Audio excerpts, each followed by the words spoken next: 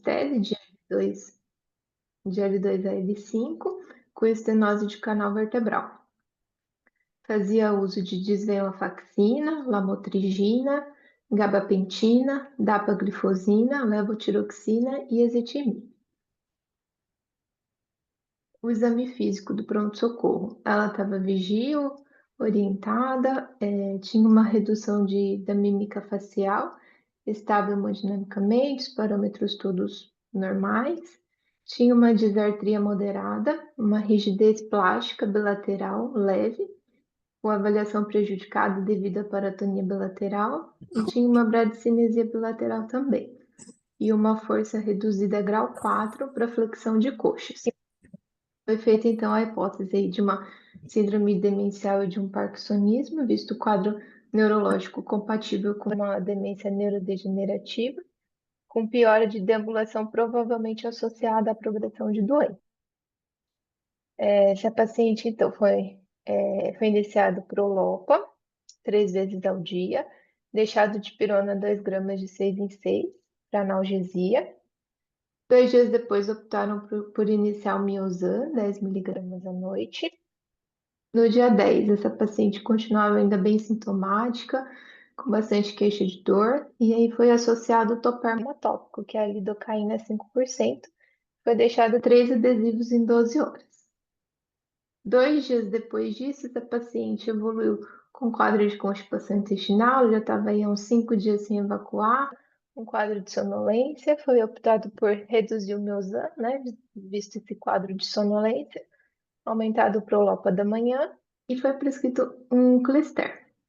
2 dias depois disso, essa paciente evoluiu com queda de estado geral, piora da sonolência, apresentou vômito, de saturação e dispneia, necessitando de um suporte maior de oxigênio, com máscara de Venturi 50%, e ela foi então encaminhada para a UTI. Na admissão da UTI, no dia 14, essa paciente chegou com uma confusão mental, ainda com aquela disartria e a bradicinesia. Na periferia foi visível cianose periférica, estava estável hemodinamicamente, e de ausculta pulmonar ela tinha estertor em base esquerda, uma leve dispneia, e estava saturando ali em torno de 86, 88%, com a Venturi 50%. Foi feita então a hipótese talvez aí de uma sepse de foco pulmonar associada a uma broncoaspiração ou um TEP, né, visto esse quadro de desaturação. Inicialmente as condutas pela UTI. Foi solicitar angiotomo, protocolo TEP, um ecocardiograma, mantida a analgesia com dipirona 2 gramas de 6 em 6 e o toperma. O Prolopa, a gabapentina também foram mantidos e foi iniciada a antibiótico terapia com tazocin. A angiotomo veio negativa para TEP, sem nenhum outro achado relevante. O ecocardiograma também praticamente normal, tinha uma fração de ejeção de 64%, um aumento discreto de átrio esquerdo, espaçamento discreto de válvula aórtica com insuficiência leve a moderada e uma cava com diâmetro preservado e variabilidade. Bom, o que chamava atenção, né, esse quadro de desaturação e a gasometria dela, essa aqui foi do dia 15, da chegada lá na UTI, tinha um pH de 7,44, um BIC de 20 e um PO2, surpreendentemente, né, de 201 aí. E aí foi aventada, então, a hipótese de metemoglobinemia. Foi solicitada a metahemoglobina, que veio de 8,6, né, a referência aí inferior a 1,5. No dia 15, foi iniciado o ácido ascórbico, 1 grama de 12 em 12, solicitado G6PD e prova de hemólise, pensando, né, num quadro aí de deficiência de G6PD, estaria contraindicado o azul de metileno. Foi suspenso os possíveis desencadeantes, que foram as medicações iniciadas recentemente, então toperma, gabapentina e prolopa foram suspensos. E essa paciente foi precisando cada vez mais de um suporte maior de oxigênio. Então, ela estava com um catéter de alto fluxo, com uma EFI de 85%, um fluxo de 45%. No dia seguinte, essa paciente evoluiu com uma piora clínica importante, um rebaixamento do nível de consciência.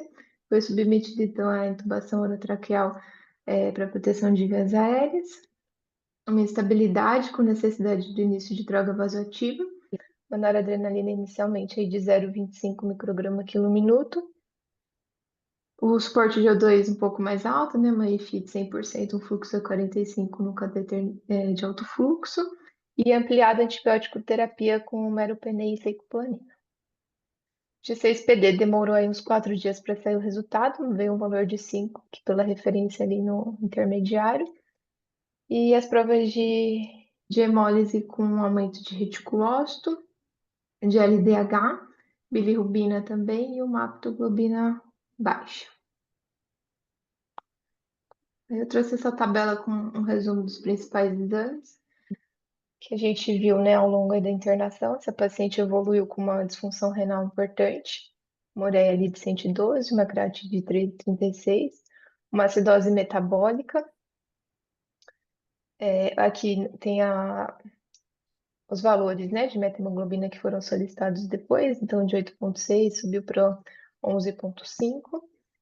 E ela também evoluiu com uma insuficiência hepática, com TGO acima de 20.000, TGP de 6.000, uma bilirrubina de quase 5, né, às custas de direta, um RNI de 4,92.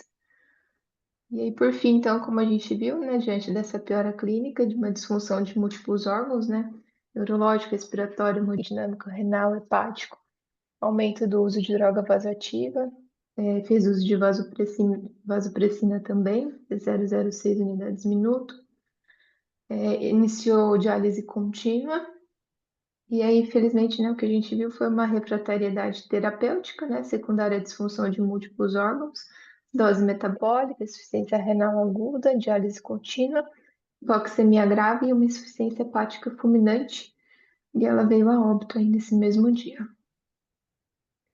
Bom, aí eu trouxe aqui uma linha do tempo só para dar uma resumida, mais ou menos, nos principais eventos. Então, ela internou no dia 6 de junho com aquele quadro neurológico compatível com a demência neurodegenerativa e um parkinsonismo, né, associado a uma piora de deambulação, provavelmente por progressão de doença. No dia 10, começou o uso de toperma, sendo o toperma, né, que a gente vê na literatura associado a methemoglobinemia com o uso de anestésicos tópicos, então ficou aí essa hipótese. No dia 13, a piora do quadro clínico, a queda do estado geral, episódio de êmese. No dia seguinte, que evoluiu com desaturação e a ida então para UTI, com a dosagem de methemoglobina que veio aumentada. No dia 15 foi iniciado o ácido ascórbico. No dia 16, piora o rebaixamento, a intubação e o uso do azul de metileno na dose de 1 miligrama por quilo. E aí, por fim, no dia 17, a piora do quadro clínico e a disfunção de múltiplos órgãos que cursou aí com o óbito. Acho que é isso. Obrigada pela atenção. E agora tem o Matheus que vai seguir com a aula sobre o tema. Perfeito. Obrigado, Nathalie. Boa apresentação. É, Pode só voltar um pouquinho o slide? Deixa eu dar aquele no começo ali. Posso? Peraí.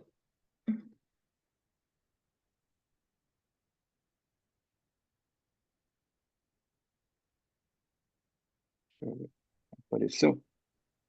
Foi? Foi. Volta no primeiro slide ali. Qual? Primeiro? Isso, tá bom. Foi recente a apresentação, caso duro, né, que acabou evoluindo a óbito, infelizmente. Nesse primeiro slide, só para a gente lembrar, né, a importância de ver a polifarmácia, né? Esses pacientes idosos com demência, né, sempre acaba chegando para a gente já com uma lista enorme de medicação que usa. E aí lembrar que pode ter efeito colateral já dessas medicações, né? Igual a gente tem um caso internado agora com o Stevens Johnson, os NET, né, por uma das medicações que ele usou. Então sempre na hora da anamnese já lembrar dessa polifarmácia para a gente ver o que pode ser ajustado na hora de reconciliar as medicações, né? Sim. Aí no próximo slide, acho que o Dr. Celso levantou a mão também. Professor Celso, tudo bem? Pode, pode continuar aí, Mike. Depois eu falo quando você terminar. Ah, tá bom. Pode passar. Aí aqui a importância de novo do exame clínico, né? Nesse caso, os exames complementares não ajudaram tanto, embora ajudaram para descartar aquela hipótese inicial de TEP, né? Mas o exame clínico estava dando mais pistas do que o exame complementar. O eco veio normal, a Jutomo veio normal, né? Então, o exame clínico já com a dispneia, cianose, já dava algumas pistas para a gente pensar posteriormente sobre o caso, né? Aí lembrar do TEP também sobre a classificação do risco, né? Então, sempre que for pensar no TEP, a gente tentar pedir troponina, talvez BNP, e classificar o PESE do paciente, né? Usando a clínica. Aí depois você mostrou a gaso. Ó, a gaso, o que que era interessante da gente ver, né? Então, tem um PO2 bem aumentado, saturação de 100%, mas não estava condizendo com a clínica do doente, né? Que a gente olhava e tinha uma saturação de 88, 86%, né? Então, isso é algo que não condizia muito e também ajudou mais para frente para levar para essa suspeita da metahemoglobina aumentada, né? E essa saturação de O2, só lembrar que tem alguns aparelhos que usam de uma forma calculada a saturação de O2, né? Então, nem sempre dá para confiar também. Tem alguns parâmetros da gasometria que são calculados. Acho que aquele gasômetro que fica no laboratório lá embaixo, no 3S, ele vê mesmo o valor, né? Mas aqueles point of care, já, eles usam cálculo para estimar. Mas acho que da gasometria do exame, o mais interessante era ver essa relação aí do PO2 alto, mas na clínica o doente tinha a saturação muito baixa, né? A gente pode talvez observar também, vai coletar o exame de sangue e veio meio amarronzado, mais escurecido, né? Embora é um fator bem subjetivo, mas pode ajudar também para suspeitar, né? Tá bom? Acho que só isso que eu queria comentar mais do que a gente viu. Você falou do toperma também, né? Sim. E os anestésicos acabam contribuindo muito, são descritos, né, que podem causar isso, lidocaína, é, enfim, outros medicamentos para anestésicos tópicos podem causar também aumento da methemoglobina, tá bom? Acho que é isso, Professor Celso?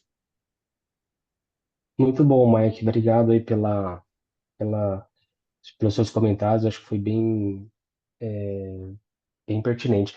Só queria explicar por que até que a gente escolheu esse caso, né? Porque, mais uma vez, um caso que a gente traz aqui que morreu, né?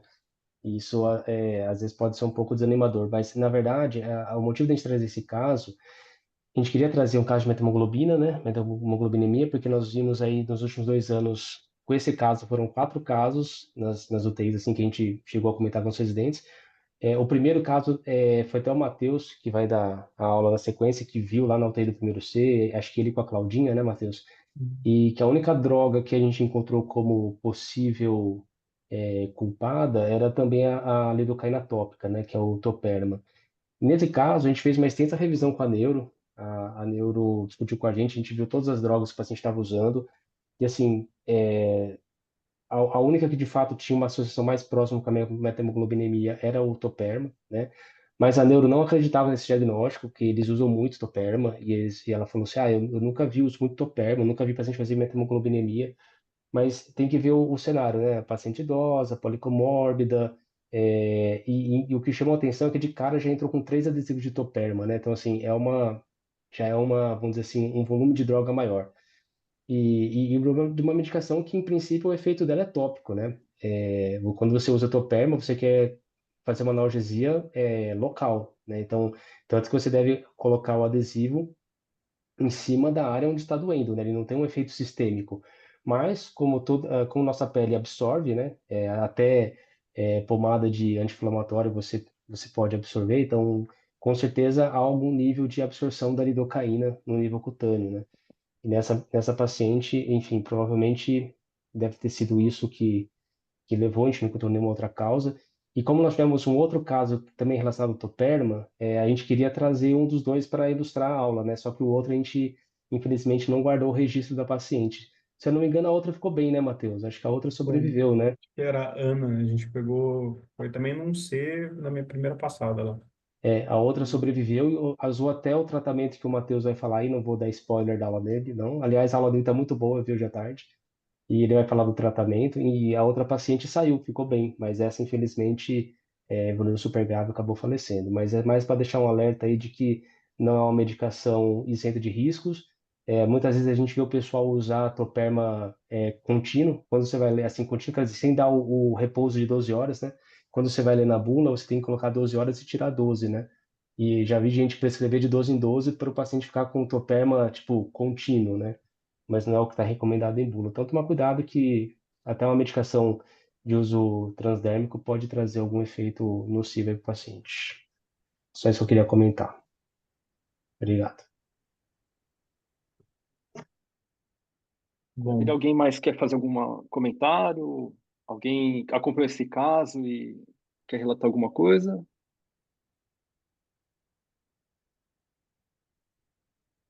Acho que Matheus, pode ir tentando colocar o slide já? Vamos ver se ele aparece aqui para nós.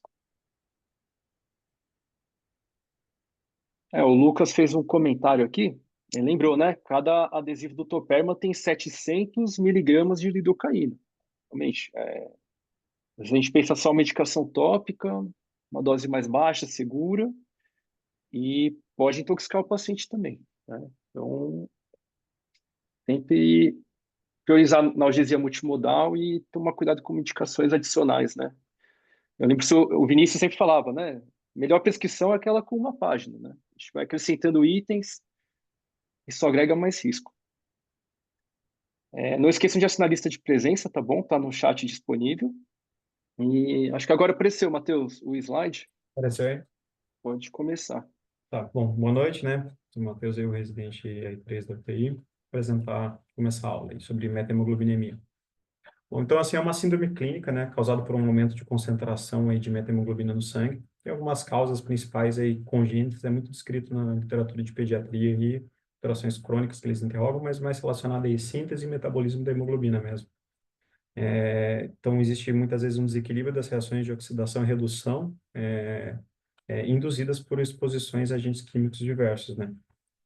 E ela o principal marcador dela é caracterizada aí pela cianose central, que pode, inclusive, culminar em tanto que parte das manifestações clínicas vão gerar em torno de uma redução da oferta de oxigênio, então, né, na famosa DO2 aí, que a gente estuda sempre.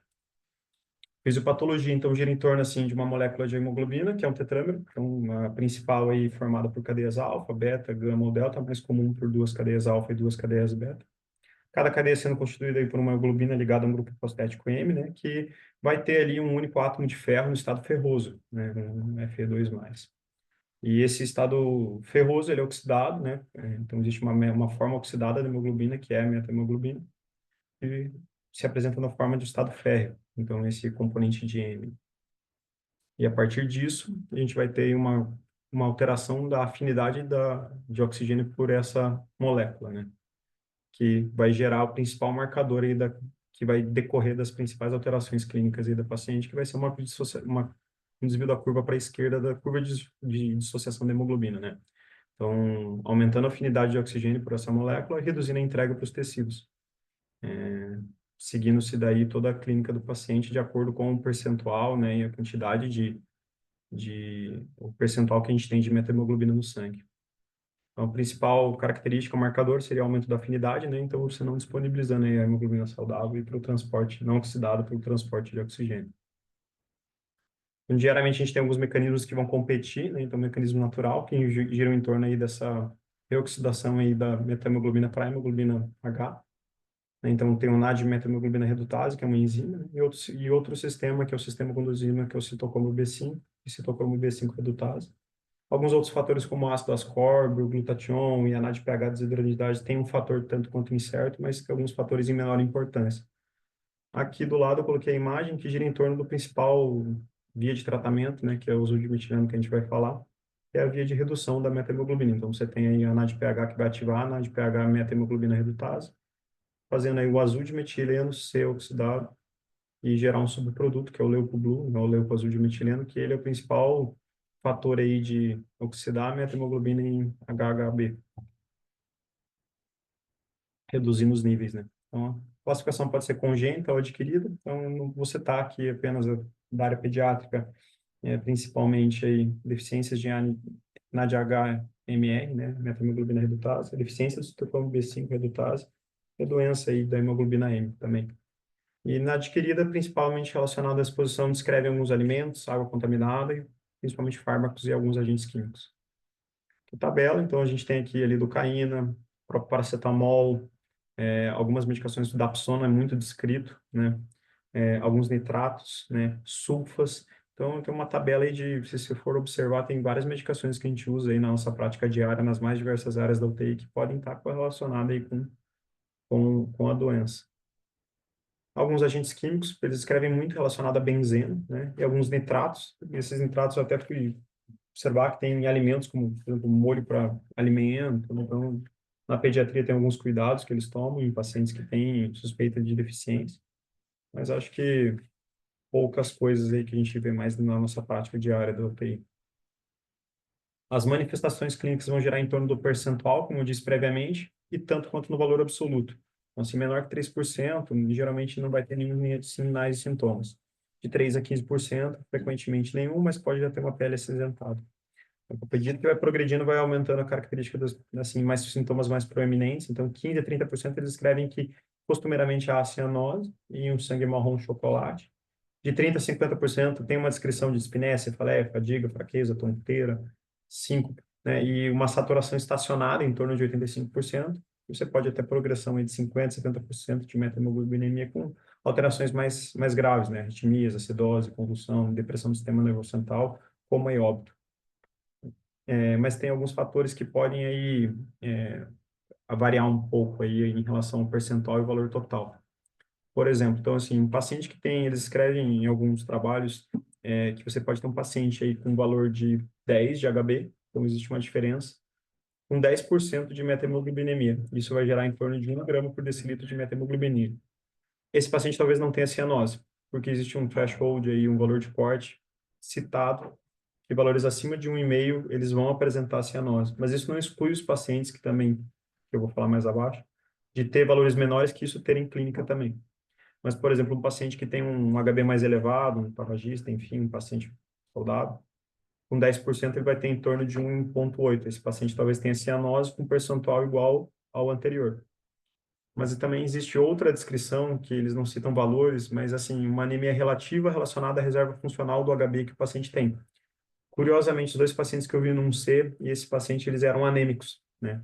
E tinha um percentual ali de 8. O paciente que saiu, que era a Ana, ela tinha um percentual menor ainda, mas ela também tinha a clínica de cianose.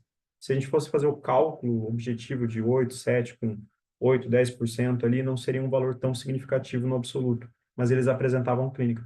Talvez por ser uma doença também, uma síndrome multifatorial, né? Então, ter uma reserva funcional e de carregamento de oxigênio que afeta a DO2 que a gente talvez não compreenda tão bem, né? Então, afete mais os pacientes clinicamente. O diagnóstico é feito por algumas avaliações, né? Então, a oximetria de pulso, trazendo só alguns detalhes em relação a ela, que elas avalia por comprimento de onda, né? Principalmente dois, vão avaliar e estimar a saturação do HB arterial, só que isso vai limitar de uma forma discriminatória do oxímetro a HbO2 e a HHB. Então, outros tipos, né? Então, a desihemoglobinemia, alterações em relação à hemoglobina oxidada de diferentes formas, por exemplo, o CO2, o monóxido de carbono, o HBS, ela vai ter uma incapacidade de aferir de forma adequada. E na gasometria arterial também vai perder alguns parâmetros, principalmente relacionado que vai ter uma variação da PaO2, que é aferida, e a saturação de oxigênio, ela vai ser estimada por uma curva padronizada normal de dissociação de hemoglobina. Então, num paciente que tem essa curva desviada para a esquerda, você vai ter uma incongruência de valores. Então, intoxicações por meta-hemoglobina, monóxido de carbono, HBS, os valores também vão ser usualmente e grosseiramente errados. Portanto, assim, o diagnóstico ele parte de um princípio de um paciente com saturação em oximetria de pulso. Você vai fazer uma avaliação sindrômica desse paciente, afastar as causas mais prováveis, principalmente num paciente policomórbid, que a gente faz na UTI, com eco, exames, exame físico, histórico. A partir daí, você vai solicitar exames, muitas vezes vai já incluir dentro desse pacote uma gasometria, uma PaO2 alta e uma saturação maior do que a oximetria desse paciente, então uma discrepância clínico-laboratorial. Seguido de uma avaliação, né, mas feita uma suspeita, você vai dosar a meta-hemoglobina. tanto no valor percentual ou absoluto você vai avaliar. E existe também o co-oxímetro que eu trouxe aqui, que é um oxímetro que já avalia por um range maior de comprimentos de onda, então ele vai poder diferenciar, né, esses caráteres das hemoglobinas. Então, ele já te dá um valor em tempo real dessa saturação de metahemoglobina, por ter mais acesso a uma tecnologia mais abrangente, né? A partir disso, com os valores, você vai avaliar o tratamento, obviamente junto com a clínica do paciente. É descrito que no parte do tratamento da hiperóxia pode ser uma estratégia. É a principal via, né, a primeira escolha de tratamento, se sintomático e ou metahemoglobina, acima de 30% você tratar com azul de metileno. Então, falando do azul de metileno, ele é uma tiazina com propriedade antisséptica, oxidante e dose dependente. Ele ativa a NADPH, metahemoglobina retardase, que vai reduzir o azul de metileno para o leucoblue, né? E ele vai transformar a metahemoglobina em HHB. Então, é o subproduto do azul de metileno que vai, de fato, evoluir, favorecer a redução da metahemoglobina. Então, a dose é de 1 a 2 miligramas por quilo com uma solução 1% em EV em 5 minutos. Doses adicionais são descritas que podem ser realizadas nas próximas horas, não totalizando aí, não ultrapassando mais que 7 miligramas por quilo. Cuidado em pacientes com doença renal crônica, ou disfunção renal, porque a gente já sabe, né, o paciente muitas vezes recebe, ele vai ter uma alteração da coloração da urina, às vezes pode ter alteração da coloração da pele e outros fatores, muito relacionados à excreção renal. E os eventos adversos podem ser relacionados à vasoconstrição, dor torácica, dispneia, hipertensão, diaforese. E propriamente, se você for ver na tabela que eu mostrei lá atrás, o próprio azul de metileno é um oxidante natural que pode evoluir com o aumento paradoxal da metahemoglobina. Mas o seu subproduto vai reduzir, né? Isso também parte do princípio de algumas contraindicações do azul de metileno. Então, a deficiência de NADPH, MR, a deficiência da G6PD, porque também ela vai ter um fator importante na redução do azul de metileno para o subproduto. E a presença de HBS erroneamente indicada, então você não trataria de forma inadequada. A deficiência de G6PD é a mais clássica, né? As hemácias não vão produzir NADPH em quantidade suficiente para reduzir o azul de metileno ao leucoazul de metileno. Então, nesses casos é descrito, citado, às vezes, o uso de N-acetilcisteína, mas eu não achei uma literatura muito abrangente em relação a isso. Outros tratamentos eu vou descrever de forma mais pontual. Tem alguns fluxogramas, que é em caso de você ter uma contraindicação, você lançar a mão deles, né, como ácido ascórbico, de 300 a 1.000 miligramas por dia. Eu vi outros esquemas de 10 miligramas semanal, 50, enfim, alguns esquemas com uma superdosagem um pouco mais importante, mas não tem algo tão claro em relação a isso. É citado também a exossanguínea transfusão, então retirada de sangue, e a hemotransfusão né, para ter uma hemoglobina saudável ali, não oxidável. E é citado a oxigenoterapia hiperbárica num contexto ali de ponte para você aumentar a dissolução aí de O2 no sangue, em tempo de você poder retirar o fator causal, né, e deixar o corpo lavar e oxidar aí a metahemoglobina e HB saudável. São as referências. Algumas coisas que eu também achei só para pontuar, que eu achei que eu acabei não colocando, alguns cuidados em relação ao uso do azul de metileno são algumas medicações aí que são serotoninérgicas, inibidores de recaptação de serotonina, que esse paciente até fazia, que era desvenlafaxina, por exemplo, que pode desencadear aí uma síndrome serotoninérgica. Também isso eu acabei não colocando, mas eu achei de última hora. Mas em linhas gerais é isso, pessoal. Obrigado.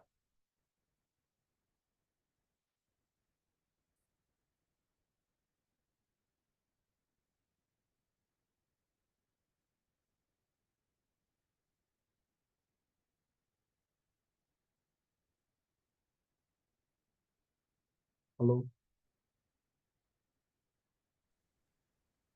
Bom, Matheus, acho que o microfone não estava funcionando, né? Excelente apresentação, ótima aula. Obrigado para a Nathalie a apresentação do caso clínico também. Alguém tem alguma dúvida, quer fazer algum comentário sobre o assunto? Bom, Michael, vou aproveitar aqui e já vou emendar, porque acho que esse tema é um tema super, super interessante, cara. A aula do Matheus eu tinha visto à tarde, tem umas coisas bem, bem interessantes. Parabéns, Matheus, a sua aula ficou muito boa mesmo, já tinha visto à tarde. Parabéns, Nathalie, também pelo resumo do caso, aí ficou super legal. Teve um outro caso de metemoglobinemia que a gente teve lá no 3C e que aconteceu exatamente esse fenômeno que o Matheus colocou aí do 85% de saturação, né? Eu não sei se tem uma explicação lógica para isso ou não, mas por que 85%? Se o Matheus falou, essa parte eu não, confesso que eu não peguei, Mas acontecia exatamente isso com a outra paciente. A paciente, você ventilava ela 100%, a saturação dela era 85%. Você baixava a EFI para 40%, a saturação continuava nos 85%. E aí, qual que é a armadilha que a gente tem aí, né? Se você fala assim, se tanto faz a da 40 ou 100, que a saturação é a mesma, e aí você colhe uma gaso, a gasa vem com hiperóxia, você fala, então eu estou fazendo hiperóxia à toa. Mas a grande questão é que a saturação da gaso está errada, a da gaso arterial. Porque a saturação da gaso arterial, não sei se todo mundo tem isso claro, ela não é uma saturação aferida, mas é uma saturação calculada através da curva de dissociação da hemoglobina. Então, o gasímetro, lá, o gasômetro, gasímetro, né? Ele calcula a PO2 e a partir disso ele joga num gráfico e ele obtém essa saturação, né? Então, aquela saturação de 100% que vem na gaso arterial que a gente colhe não é real, né? Então, a hiperóxia é sim um dos tratamentos para você manter nesse paciente. Porque senão a principal disfunção orgânica que ele vai fazer, e talvez o que tenha sido um caso dessa paciente específica, é a disfunção orgânica secundária hipóxia tecidual. Você tem um monte de oxigênio diluído no sangue, mas esse oxigênio tem dificuldade para chegar nos tecidos periféricos. Aquilo que está ligado na hemoglobina não consegue ser liberado, ou tem dificuldade para se liberar na periferia por causa do desvio da curva para a esquerda. E você tem um monte de hemoglobina que não capta o oxigênio, ou seja, é a tríade da morte, né, para o paciente em methemoglobinemia. E um outro comentário que eu ia fazer, essa paciente ela teve no máximo 11,5, se eu não me engano, 11,5% da hemoglobina, da metahemoglobina, mas o Matheus colocou bem. É, o paciente anêmico, que nem essa paciente, é um HB de 7 e pouquinho, 7,5. Mesmo esses pouco mais de 10%, pode ser muito significativo para esse paciente, né? Porque o HB real dessa paciente, se você fosse te descontar esses 11,5%, ia ser em torno aí de 6,5% o HB dessa paciente, e esses 6,5% estão nessa tríade da morte, né? Que assim, tá ligada, aliás, a dissociação do oxigênio está prejudicada, né? Você tem um monte de oxigênio que está diluído no plasma e que não consegue chegar nos tecidos, né? Então, de fato, não dá para subestimar uma methemoglobinemia não muito elevada no paciente anêmico, né? O paciente que eu peguei lá no C, a primeira, a gente coletou dois exames, de fato também teve esse incremento de um dia para o outro, e o primeiro valor era um valor bem baixo, era um valor de 3%, assim. E ela tinha cianose e saturava em torno de 84, 85%, mesmo esse valor, assim. E ela tinha clínica de insuficiência respiratória, ataque apneica, sonolenta, né? E esses idosos também são multifatoriais, né? Então tem pouca reserva funcional, eu acho, que dos tecidos aí para também o quanto que a gente usa de oxigênio, o quanto a gente usa do DO2 que a gente recebe, o quanto esses pacientes conseguem manejar tudo isso, né?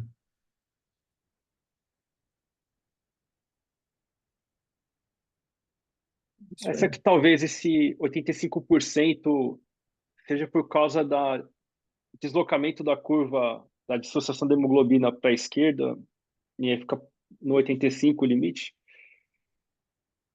É, isso aí, aí eu também não, isso eu não acabei não achando. Talvez seja, Mike, porque se você for pensar, a curva da dissociação da hemoglobina em situações fisiológicas, ela fica mais inclinada em torno de 60 de PO2, que vai bater lá nos 90%, né? A saturação de 90% dá mais ou menos os 60% de PO2, né? Precisaria jogar isso no gráfico para ver, mas talvez 85 seja isso, né? Seja o ponto sim, em que a curva tá naquele platô, né? Aquele platô. Se você aumentar a PO2 de 60 para 90, talvez a sua saturação suba 2 ou 3 pontos apenas, né? Então acho que a sua hipótese é muito boa, deve ser relacionado à curva de dissociação mesmo.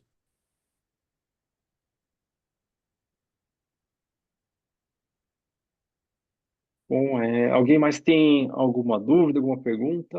Quer fazer algum comentário sobre o tema?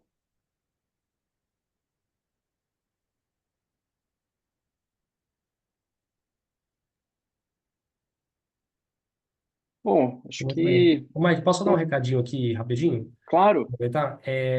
Bom, queria só agradecer a todo mundo aí pela presença. Como o Mike falou no começo aí da reunião, nós retomamos as reuniões científicas esse ano. Eu acho que isso é uma coisa super importante para o crescimento da gente como equipe. Para o ano que vem, a gente está pensando em algumas mudanças, até se vocês tiverem sugestões, principalmente os diaristas que participam mais, fiquem à vontade. Mas a gente está pensando em fazer algo mais didático, de menor duração, 30, 40 minutos no máximo de reunião. A gente trouxe vários convidados legais esse ano, mas às vezes os convidados às vezes se empolgam, enfim, vão dar uma aula e acabam dando aula de 1 hora, e, enfim, não é esse o nosso objetivo. A gente não quer que essa reunião termine super tarde para todo mundo deixar de descansar um pouco, né? Então, talvez a gente faça algo envolvendo mais os residentes mesmo, já tenho conversado com eles, talvez só uma aula de revisão, sem caso clínico, nem todo mês necessariamente vai ter caso clínico, enfim. A gente está pensando em algumas estruturações aí para o ano que vem. Se alguém tiver sugestões, opiniões, fique à vontade de mandar para a gente no privado aí. E obrigado aí a todos mais uma vez. Obrigado, Mike. Maravilha. Obrigado também por poder apresentar a reunião com vocês. Pô, tá na frente de todos os professores antigos que ensinaram a gente. Os residentes se mudaram super bem esse ano com os casos clínicos, né? E aproveitar que é o final do ano, passar uma memória do Natal, né? Espero que todo mundo tenha um bom final do ano, um bom Natal, que a gente consiga no próximo ano recuperar bastante paciente e ter um ano bom, cheio de saúde e passar bem essa festa, esse período de festas com a nossa família, né? E com a nossa família do hospital também, né? Obrigadão a todo mundo. Valeu, Mike. Valeu, Mike. Obrigado, pessoal. Boa noite aí. Valeu, Matheus. Boa Obrigado, noite a todo mundo. gente. Tchau, tchau. Boa noite.